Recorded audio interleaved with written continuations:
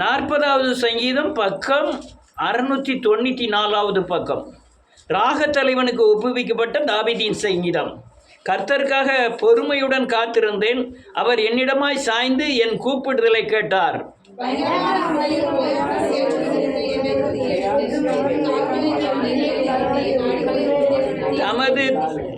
நமது தேவனை துதிக்கும் புதுப்பாட்டை அவர் என் வாயிலே கொடுத்தார்.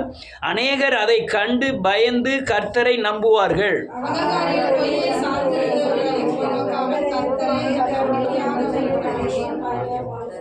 என் தேவனாகிய கர்த்தாவே, நீர் எங்கள் நிமித்தம் செய்த உம்முடைய அதிசயங்களும் உம்முடைய யோசனைகளும் அநேகமாயிருக்கிறது. ஒருவரும் அவைகளை உமக்கு விவரித்து சொல்லி முடியாது. நான் அவைகளை சொல்லி அறிவிக்க வேண்டுமானால் அவைகள் எண்ணிக்கைக்கு மேலானவைகள்.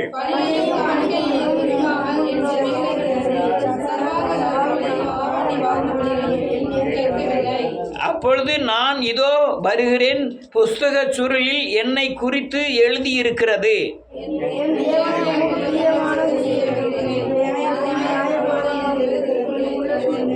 மகா சபையிலே நீதியை பிரசங்கித்தேன், என் உதடுகளை மூடேன். கர்த்தாவே, நீர் அதை அறிவீர்.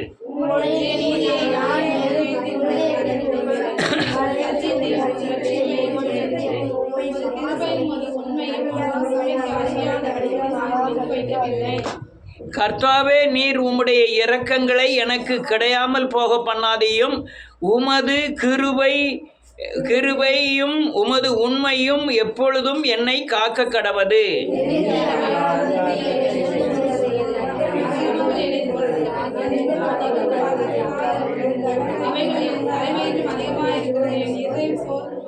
கர்த்தாவே, என்னை விடுவித்தருளும். கர்த்தாவே, எனக்கு சகாயம் பண்ண தீவிரியும்.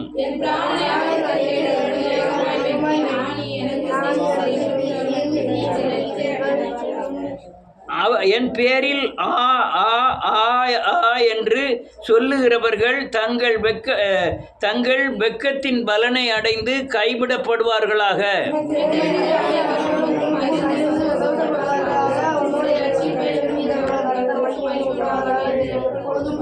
கடைசி வசனத்தை எல்லாரும் சேர்ந்து வாசிப்போம். இஸ்ரவேலின் நான் சிறுமையும் எளிமையுமானவன், கர்த்தரோ என் மேல் நினைவாய் இருக்கிறார். தேவரீர் என் துணையும் என் விடுவிக்கிறவருமாய் இருக்கிறீர். என் தேவனே, தாமதியாதையும். அல்லேலூயா. எல்லாரும் உட்காரலாம்.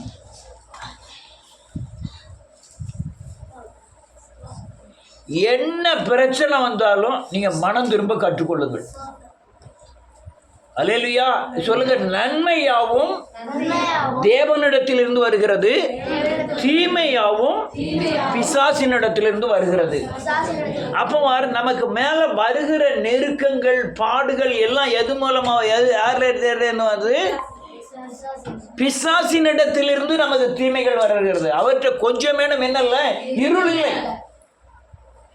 அப்போ நமக்கு என்ன நான் அதிக நேரம் தப்பித்து கொண்டது இந்த மனம் திரும்புதலை வச்சுதான். மனம் திரும்பும் போது என்ன நடக்குன்னா, நான் இயேசுவை போல மாறுகிறேன். நான் எப்படி மாறுகிறேன்? நான் இயேசுவை போல மாறுகிறேன். இயேசுவை போல மாறும்போது எனக்குள்ள இருக்கிற அசுத்தாவியின் தன்மை என்னை விட்டு என்ன செய்யுது? விலகுது. விலகும் போது எனக்குள்ள இருக்கிற சூழ்நிலைகள் மாறுகிறது. அல்லேலூயா. பிரச்சனை வரணும்னா என்ன செய்யணும்? மனம் திரும்பினா என்ன ஆகுது? புதுப்பிக்கப்படுகிறோம். என்ன செய்யப்படுகிறோம்? இயேசுவை போல மாறுகிறோம். மாறும் பொழுது இருளுக்கு அங்கே இடம் இல்லை. வெளிச்சம் வரும்போது இருள் என்ன செஞ்சிடும்? தன்னால் தூர போயிடும்.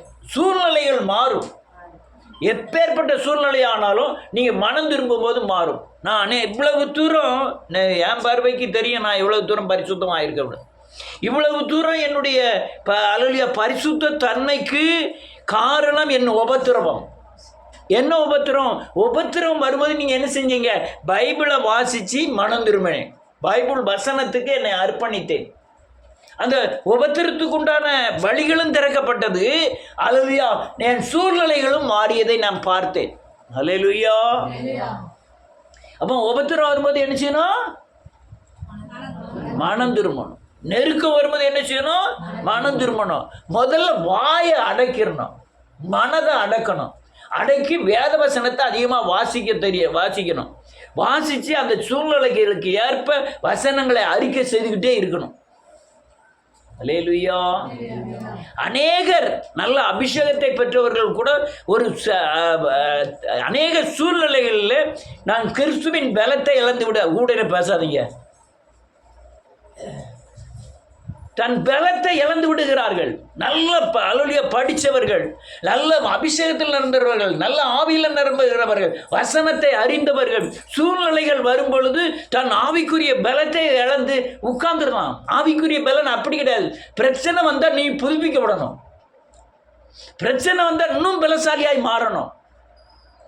அல்லேலூயா. இப்போ பிரச்சனை தான் ஒரு கிறிஸ்துவனை உருவாக்குகிறது. ஒரு பிரச்சனைனா இன்னொரு சத்ருவை கொல்வதற்குண்டான படி.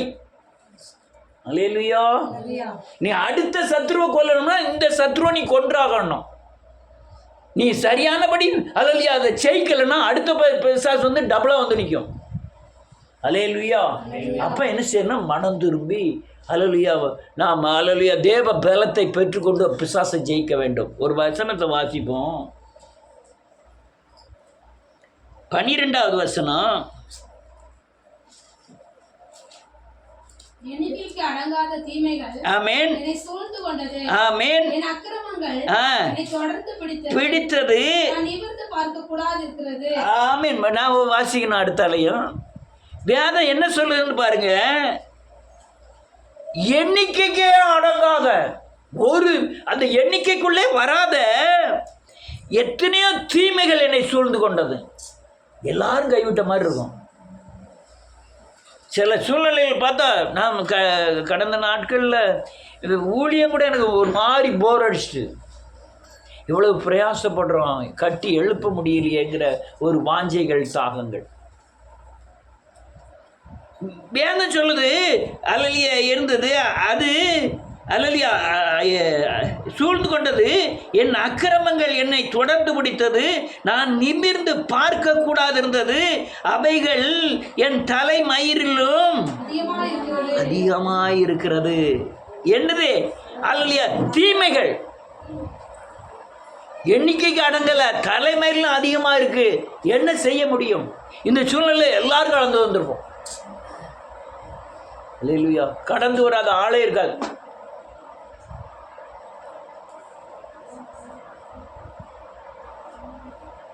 இது எதனால வந்ததுன்னு அவன் சங்கீதக்காரன் சொல்லலாம், அக்கிரமத்தினால. எதனால வந்துதான்? அக்கிரமம்னா என்ன? நான் அறிக்கை செய்து விட்டுவிட்ட பாவத்தை தொடர்ந்து செய்கிறது அக்கிரமம். எல்லாரும் சொல்லுவோம், நான் அறிக்கை செய்து விட்டுவிட்ட பாவம் என் எண்ணத்தில் தொடர்ந்து பிடித்தது. இந்த அக்கிரமம் வேற எங்கேயும் போய் பாதிக்கல, எண்ணிக்கைங்க அடங்காத தீமை எங்கேயும் போய் பாதிக்கல, என் மனசுல போய் பாதிக்கும், எண்ணத்துல போய் பாதிக்கும். பாக்கெட்ல ஏகப்பட்ட ரூபா இருக்கும், சொந்த பந்தங்கள் எவ்வளவோ இருக்கும். ஆமா, நம்ம எண்ணம் மட்டும் வெறுமையா இருக்கும். அப்படியே வெறுமையா எல்லாரும் கைவிட்ட மாதிரி இருக்கும். என்ன அல்லேலூயா, பேயிலே பெரிய பேய் என்ன தெரியுமா? சுயம். என்னது? சுயம். நான் அந்த சுயம் இருந்தேன்னா இயேசு வர மாட்டார். நான் அல்ல அவர்னு எப்போ மாதிரி சொன்னீங்கன்னா அவர் வருவார். அல்லேலூயா. நான் பார்த்துக்கிடுவேன், நான் செஞ்சிருவேன். ஒன்றுமே செய்ய முடியாது. ஆமாம், உனக்குமே வராது. தேவ சித்தம் இல்லாமல் உங்களால் ஒன்றுமே செய்ய முடியாது. நான் நினைக்கிறேன், என்கிட்ட ரூபா இருக்குது, வீடு வாங்கிடலாம், என் வீட்டை ரூபா இருக்குது, இடம் வாங்கிடலாம். ஒன்றும் முடியாது. ஆமாம், ஒன்றும் முடியாது. அவர் சித்தம் இல்லாமல் ஒரு அணு என்ன செய்யாது? அசையாது. என்ன எழுதியிருக்க? அடுத்த வாசிப்போம். எண்ணத்தில் தொடர்ந்து பிடித்தது. சொல்லுங்க. தலைமயிரிலும் அதிகமாயிருக்கிறது. அதனால் எண்ணிக்கைக்கு அடங்காத தீமை என்னை சூழ்ந்து கொண்டது. திரும்பவும் சொல்றேன், நான் அறிக்கை செய்து விட்டுவிட்ட பாவம் என் எண்ணத்தில் தொடர்ந்து பிடித்தது. அவைகள் தலைமயிரிலும் அதிகமாயிருக்கிறது. அதனால் எண்ணிக்கைக்கு அடங்காத தீமை என்னை சூழ்ந்து கொண்டது. இப்பவும் நான் சொல்றது உங்களுக்கு புரியாது, இன்னொரு தடவையும் சொல்றேன். அல்லேலூயா. நான் அறிக்கை செய்து விட்டுவிட்ட பாவம் என் எண்ணத்தில் தொடர்ந்து பிடித்தது. அது தலைமயிரிலும் அதிகமாயிருக்கிறது. அதனால் எண்ணிக்கைக்கு அடங்காத தீமை என்னை சூழ்ந்து கொண்டது. சொன்னதின் தாற்பயம் என்னது, கருத்து என்னது? என்ன சொன்னேன்?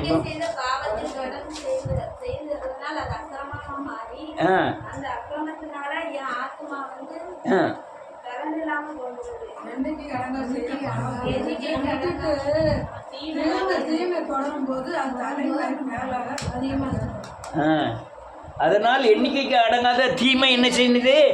அது இப்படி சாட்டா சொல்லுதுண்ணே, நான் விட்டு வந்த பாவத்தை திரும்பி செஞ்சதுனால என் எண்ணத்தில் அந்த பாவம் தொடருது. பாவம் தொடரக்கூடிய இடம் எங்கே? நான் செய்யலை, இன்னும் கிரியையில் இறங்கலை. எங்கே இருக்குது? என் எண்ணத்தில் இருக்குது. அது என்ன செய்யறது? தீமையை கொண்டுறது. அது எவ்வளோ தீமையை கொண்டுருது? அது எண்ணிக்கைக்கே அடங்காத தலைமயிரிலும் அதிகமான தீமையை கொண்டு வருது. அல்லையா? அந்த தீமை என்னை சூழ்ந்து கொண்டது. அல்லேலூயா. எண்ணிக்கை கடங்காத சுயம் மோசமான ஒரு தன்மை. தேவனை சார்ந்து கொள்ள முடியாத ஒரு பயங்கரமான பேய் சுயம். ஆமென். லேசா காலில் பட்டுட்டா, லேசா யாராவது சொல்லிட்டாங்கன்னா, லேசா யாராவது ஏசிட்டாங்கன்னா அப்படி வார கோபம் இருக்க. இது சுயத்தின் உச்சம். சிலர் ஒரு நல்ல பேசிகிட்டு இருக்கும் போது பார்த்தீங்கன்னா, எங்கள் ஜோ பைடனை குறித்து பேசிகிட்டு இருப்போம். ஜோ பைடன் நானும் ஒன்றா டீ குடித்தோம்மா. ஜோ பைடன் யாரு? ஆனால் தேவர் சிலை கொண்டா போய் பார்க்க ஒருத்தர் சசிகலா வீட்டை பற்றி பேசிக்கிட்டுருவான். பொண்ணு கேட்க போனால் வச்சான் அப்படி. யார் வீட்டு? சசிகலா வீட்டில். அப்போ எவ்வளவு தூரம் சுயம் ஆளுகை செய்தே. ஒரு ஆள் நான் உங்களை பற்றி பேசிட்டானா என்ன? சூரியனை பார்த்து அவ்வளவுதான் குறைச்சிட்டு போகுது. நீ வரிஞ்சு கட்டிக்கிட்டோ வீட்டில் போய் யோசனை பண்ணி அதை பெருசாக்கினாலும் ஆபத்து யாருக்கு தெரியுமா? பேசணும் பேசிட்டு அவன் பாட்டில் போயிடுவான். ஆபத்து யாருக்கு? எண்ணத்தில் பிடிச்சிருவான். ரசிக்கப்பட்டதுக்கு முன்னாடி எத்தனையோ பாவம் செஞ்சுருப்பான். ரசிக்கப்பட்ட முறை உட்காந்து யோசனை பண்ணுவோம். நல்ல யோசனை. நானும் அந்த அக்காவும் எம்ஜிஆர் படம் பார்க்கறதுக்கு எப்படியெல்லாம் போனோம். ஆனால் அது நல்ல எண்ணத்தில் வரும் பேய். எண்ணத்தில் வரும் பேய். அல்லேலூயா. இது என்ன பேய்? நான் அறிக்கை செய்து விட்டுட்டேன். அது என்ன வருது? திரும்பி எனக்குள்ள வருது. எண்ணத்தில் அல்லேலூயா எண்ணிக்கைக்கு அடங்காத பல காரியங்களை கொண்டு வந்துடும். அதில் கொண்டு வர்ற முதல் பேய் சுயம். நான் என்னை அல்லாமல் நான் தான் யார் என்னவும் பேசிட்டு போகிறாங்க. அதுவும் சில ஆட்கள் என்ன மாதிரி பேசிட்டாங்கன்னா, என்னது என்ன மாதிரி பேசிட்டாங்கன்னா அவங்க காண்ட்ருவமா அவங்கள போய் தாக்குறத பார்த்தா பயங்கர தாக்குதலாக இருக்கும். அல்லேலூயா. வாசிப்போம் ஒரு வசனத்தை. 5வது சங்கீதம்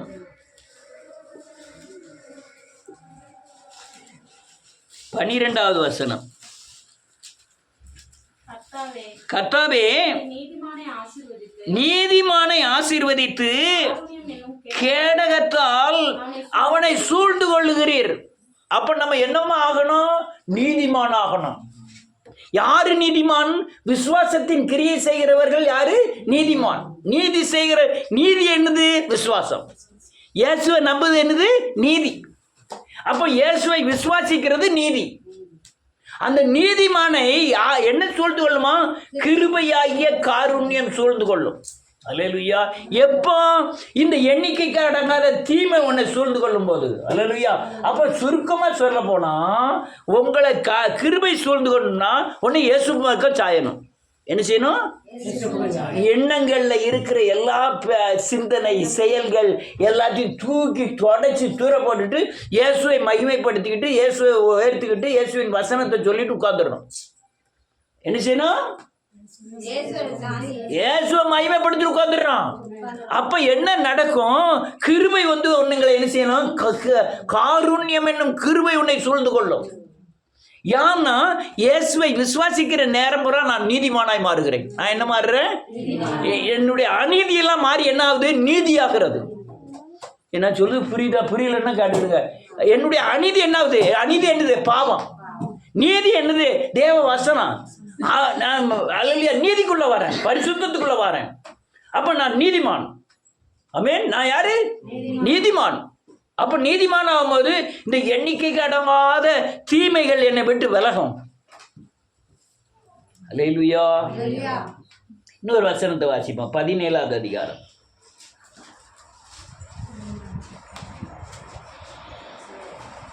9வது வசனம். ஆமென்.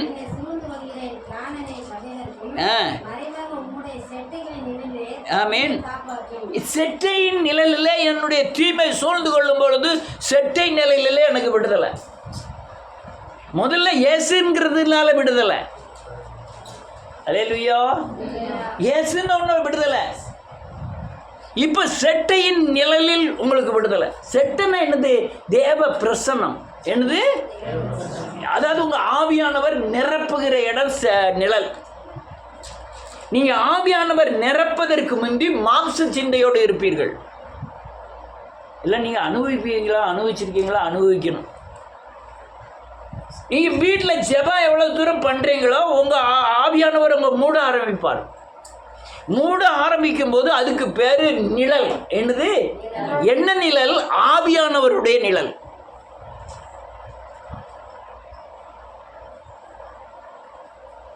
அல்லேலூயா. ஆவியானவருடைய நிழல். ஆவியானவருடைய நிழலில் தங்குகிறவன் உன்னதமானவருடைய மறைவில் இருக்கிறவன் சர்வ வல்லவருடைய நிழலில் தங்குவான். அப்ப இயேசுவின் நிழலில் இருக்கிறவன் ஆவியானவருடைய நிழலிலே தங்குவான். நீங்கள் தேவனை துதித்து மகிமைப்படுத்தி வேதவசனத்தை ஆல்ரெடி அறிக்கை செய்து ஆவிக்குள்ள வந்தீங்கன்னா உங்க சூழ்நிலை மாறும். அல்லேலூயா. நீ ஆவிக்குள்ள வரணும். என்ன செய்யணும்? ஆவியில நிறைஞ்சவங்க சொல்லுங்க. என் சிந்தனை எல்லாரும் சூட்டி பாஞ்சிருங்க. என் சிந்தனை என் செயல்கள் எல்லாம் பாவத்துக்குள்ள இருந்ததுனால பிசாசு சோர்வை கொடுத்து என்னை ஆத்மாவை பலவீனப்படுத்தி என்னை உட்கார வச்சிட்டான். நான் இப்போ என்ன செய்யணும்? அல்லேலூயா.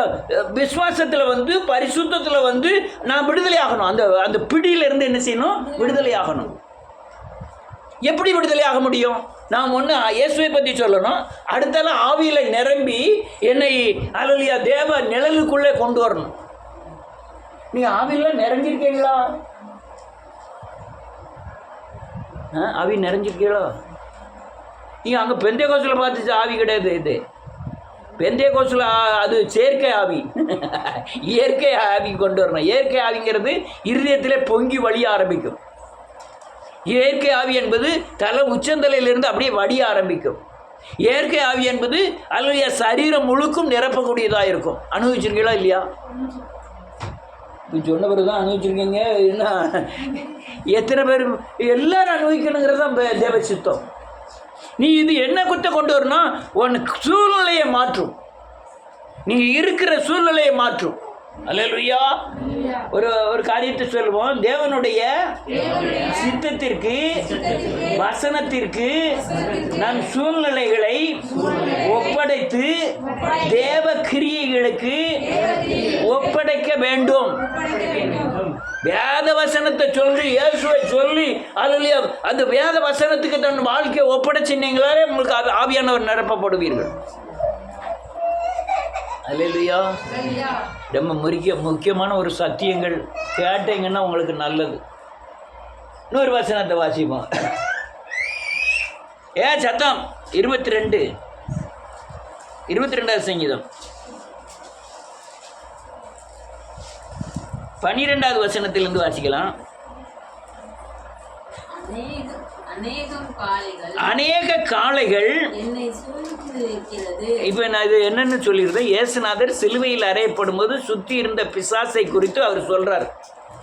தேவதூதர்கள், அந்த போர்ச்சவர்கள் பிசாசு, மக்கள் பிசாசு, ஒவ்வொரு கோணத்தில் பரிசேயர் பிசாசு, சதுசேயர் பிசாசு, பிலாத்து பிசாசு, ஒவ்வொரு கோணத்தில் ஒரு சக்தி வாய்ந்த இந்த உலகத்தை ஆளுகிற பிசாசு யாரை சூழ்ந்திருக்கு? இயேசுநாதரை சூழ்ந்திருக்கு. அவரு ஒரு பிசாசுக்கு அடையாளம் காட்டுதாரு, காளைகள் என்னை சூழ்ந்திருக்கிறது. அடுத்தல ஆமென். இப்போ இன்னொரு பிசாசு சொல்றாரு. இந்த பாசான் எருதுன்னா மாட்டை நினைக்கக்கூடாது. இது ஒரு சக்தி. என்னது? நம்ம ஆவிக்குரிய தன்மையிலாம் அதை யோசிச்சு பார்க்கணும். இது ஒரு சக்தி. நம்ம என்ன செய்து சூழ்ந்து கொள்ளுது. இயேசுவை என்ன சூழ்ந்து இருந்ததோ அதே தான் உங்கள் வாழ்க்கையிலையும் சூழ்ந்து கொள்ளும். அவருக்கு என்ன நடந்ததோ அதே மாதிரி தான் உங்கள் வாழ்க்கையிலையும். அப்போ அவர் எப்படி ஜெயித்தாரோ அதே மாதிரி நானும் என்ன செய்யணும்? ஜெயிக்கணும். இயேசுநாதர் வாழ்க்கையில் என்னெல்லாம் நடந்ததோ அதெல்லாம் உங்கள் வாழ்க்கையில் நடக்கும். அப்போ இயேசுநாதர் என்னெல்லாம் செய்தாரோ அதை நானும் செய்வேன். அல்லேலூயா. அதான் அவர் சொன்னார், நான் செய்த கிரியைகளை நீங்கள் செய்யணும் அப்படின்னாரு. அல்லேலூயா. அடுத்தால என்ன எழுதியிருக்கு?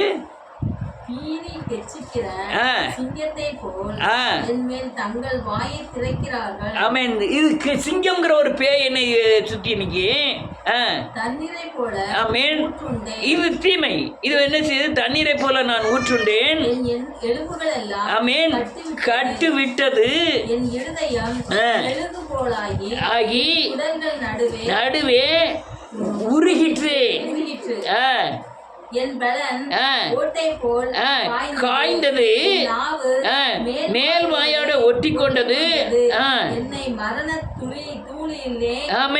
போடுகிறீர். என்ன எழுதியிருக்கு பாருங்க. தீமை தீமை சூழ்ந்து கொள்ளுகிறது. எந்திக்க முடியல, உட்கார முடியல, எலும்பு விட்டு போச்சு. அல்லையா, ஓட்டை போல என் பலம் இல்லாமல் போச்சு. என் வாய் மேல் வாயோட ஒட்டிக்கிட்டு இவ்வளவு தீமைகள் நம்மை சூழ்ந்து கொள்ளும். அல்லேலூயா. யாம்னா அந்த பாசான் தேசத்து எருது, சிங்கம் இது பண்ற வேலை. அடுத்தால என்ன எழுதிருக்கு? நாய்கள் வளைந்து கொண்டது. ஆமென். வேத நாய் அல்லல்வியா பொல்லாதவர்கள் சொல்றது பேயின் ஆதிக்கங்கள். உங்களுக்கு மனுஷன் மூலம் யார் மூலமானாலும் வரலாம். அந்த பேயின் ஆதிக்கங்கள் உன்னை சுற்றி நிற்கும் போது என்ன செய்யணும்னே தெரியாது. பலமெல்லாம் ரொம்ப நீ பலசாலி தான், பலமெல்லாம் குறைஞ்சிரும். என்ன செய்கிறதுனே தெரியாது. இன்னொன்று சொல்லிட்டா இந்த பயம்லாம் வரும்போதுல நடுக்காட்டில் கொண்டு விட்டு பயம் வந்துட்டுன்னு சொல்லுவோம். கைகாலெலாம் நடுங்க ஆரம்பிச்சிருந்துருமா? கைகாலில் எனக்கா நடுங்க ஆரம்பிச்சிருக்கா? பயத்தினால ஆளுலாம் இருந்துன்னா ஒன்றும் செய்யாது. ஆளுலாம் இல்லாமல் இல்லை ஒத்தையில் போய் மாட்டிக்கிட்டோம். பயம் மேல்காலெலாம் வந்துட்டுன்னு வச்சுக்கிடுவோம். இது மாதிரி பையனுக்கு யூரினே வந்துடும். யூரின் பாக்ஸ் அங்கே ஓப்பன் ஆயிரும். அல்லேலூயா. அல்லேலூயா. பயத்துக்கும் யூரியனுக்கும் அந்த யூரியன் பாக்ஸுக்கும் கனெக்ஷன். அல்லேலூயா. அல்லேலூயா. பயம். அடுத்தல என்ன எழுதிருக்கு? ஆமென். எண்ணலாம் இருக்கிறார்கள். ஆமென். போதும், நிறைய வாசிக்கலாம், பண்ண நேரம் இல்லை. தீமை சூழ்ந்து கொள்வதற்கு முந்தைய பிசாசு சூழ்ந்து கொள்ளும். சொல்லுங்க. பிசாசு சூழ்ந்து கொண்ட பிறகுதான் என்னது வரும்? தீமை வரும். தீமை வந்த பிறகு என்ன நடக்கும்? உன்னுடைய சிந்தனை மாண்டு போகும். நீ நல்ல அறிவாளி தான், நல்ல ஞானி தான், ஏகப்பட்ட வசனங்களை கேட்டிருக்கீங்க, ஏகப்பட்ட காரியங்களில் கர்த்தர் விடுதலை ஆக்கியிருக்காரு. அப்பமெல்லாம் அது என்ன செய்யாது? நினைவுக்கு வராது. இந்த பேயின் அந்த சூழ்நிலை தான் உங்களுக்கு ஞாபகத்துக்கு வரும். இப்படி பேசிட்டாள, இப்படி இவ்வளவு ரூபா லாஸ் ஆகிட்டுத, இப்படி உடம்பு சரியில்லாமல் போயிட்டுத, இப்படி இந்த ஆள் இறந்துட்டுத அப்படிங்கிற சூழ்நிலைகள் தான் உங்களுக்கு முன்னால் வரும்.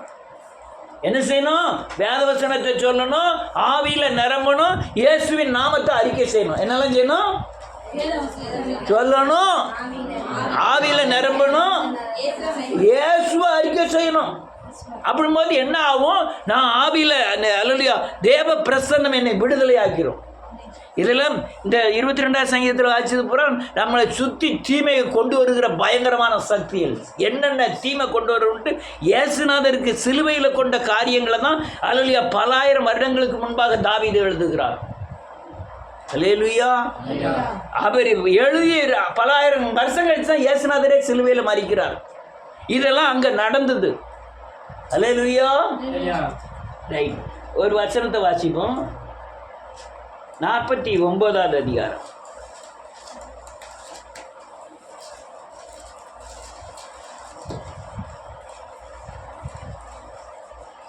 ஐந்தாவது அதிகாரமும் 5வது வசனமும் 15வது வசனம். என்னை தொடர்புடைய அக்கிரமம் என்னை சூழ்ந்து கொள்ள தீங்கு நாட்களில் ஆமென். நான் பயப்பட வேண்டியது என்ன? போதும். இப்போ நான் ஆவியில நிரம்பிட்டேன், வேதவசனம் தெரியும், இயேசுநாதரை அறிக்கை செய்தேன்.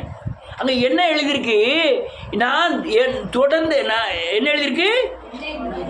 என்னை தொடர்கிறவர்களுடைய அக்கிரமம் என்னை சூழ்ந்து கொள்ளும். சாக்காளி அக்கிரமம், குடிகாரனோட ஒன்றா பணம் நீங்களும் என்ன செஞ்சுருக்கீங்க?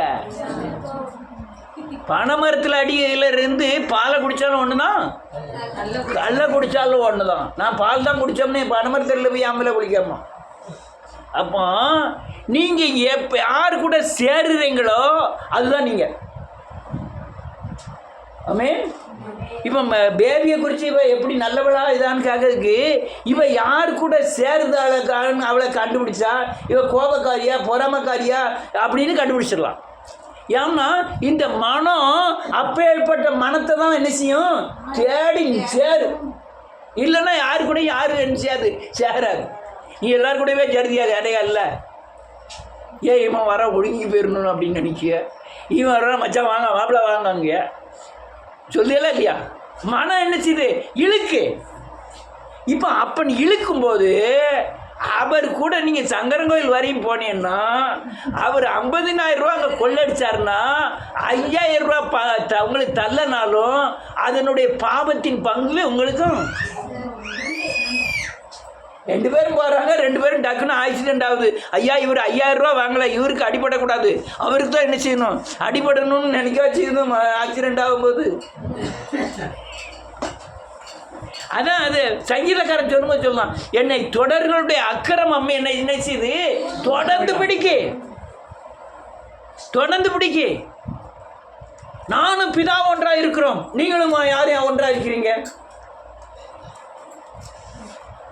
நானும் தூய்மையத்தை ஒன்றா இருக்கிறோம். அல்லேலூயா.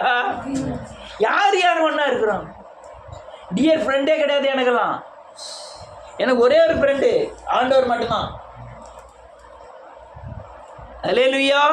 தொடர்ந்து தொடர்கிறவருடைய அக்கிரமம் என்னை சூழ்ந்து கொள்ளும் தீங்கு நாளில் நான் என்ன செய்ய மாட்டேன்? பயப்பட வேண்டியது என்ன? ஏன் வேண்டியது என்ன? எனக்கு இயேசுவின் நாமம் தரிப்பிக்கப்பட்டிருக்கிறது, இருதயம் வேத வசனத்தினால் நிறந்திருக்கிறது, நிழலாகி ஆவியானவர் என்னை நிரப்பி இருக்கிறார். அந்த எந்த தீங்கும் என்ன செய்யாது, தொடாது. பாசாந்தேசத்து எருதானாலும் சரி, காளைகளானாலும் சரி, அல்லது சிங்கங்களானாலும் சரி என்னை தொடுவதே இல்லை. அல்லேலூயா.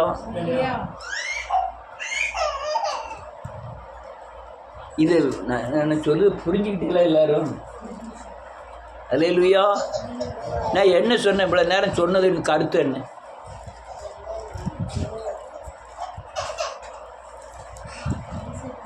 சொன்னதின் கருத்து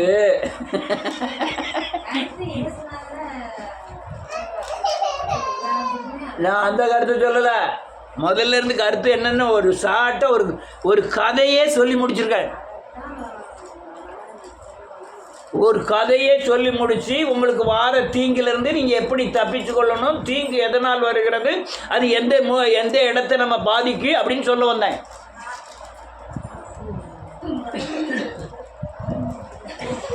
இன்னும் ஒருத்தருக்கு ஒன்றும் புரியலையா?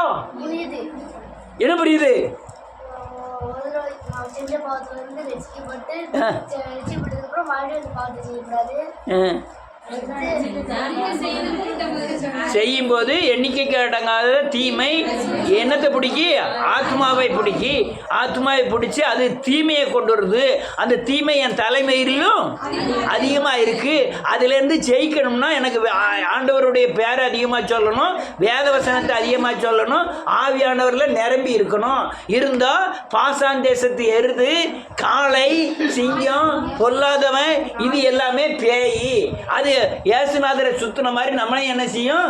சுத்தும். ஆனால் இது இந்த இருதயத்து நிறைய வசனமும் இயேசுநாதர் பேரை உச்சரிக்கிறதுனாலையும் ஆவியானவர் நிரப்பி இருக்கிறதுனாலையும் அந்த பிசாசு நமக்கு தீமை என்ன செய்ய முடியாது? கொண்டு வர முடியாது. இயேசுநாதர் மரித்து உயிர் தெழுந்தார். இந்த சிங்கங்களும் பேய்களையும் அல்லையா பார்க்கவே இல்லை. அதுக்கப்புறம் அல்லேலூயா. புரிஞ்சுதா? தலையாட்டுறாங்க. புரிஞ்சுதா? எல்லாருக்கும் புரிஞ்சுதா?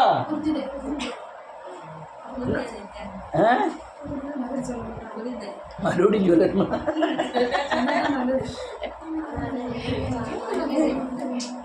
திருப்பி சொல்லி முடிச்சிருந்தேன். ஆமென்.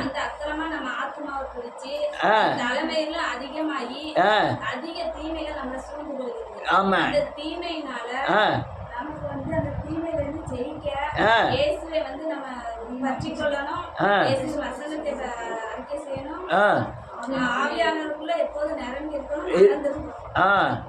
அப்போ காளைகள் பாசான் தேசத்து எதிர ஏறுது, நாய்கள் பொல்லாதவர்கள் சூழ்ந்து கொண்டாலும் எத்தனை தீமை கொண்டு வந்தாலும் அதை என்ன செய்யாது?